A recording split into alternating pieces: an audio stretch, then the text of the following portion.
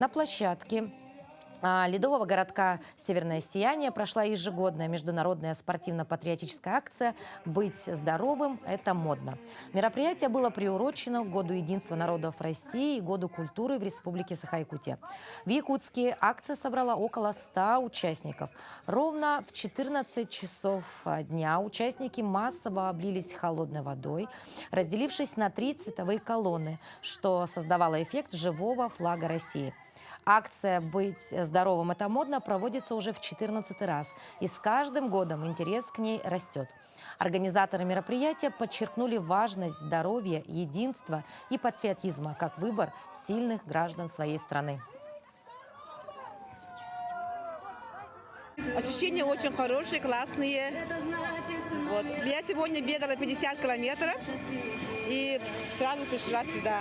Я занимаюсь уже 3-й год отживанием. До этого я занимался, босиком ходила, обливалась холодной водой всегда. Ага. Принимаю душ холодный. Бегаю сперва по 10 километров каждый день. Будьте все здоровые, занимайтесь спортом, берегите здоровье. Всем добра, удачи.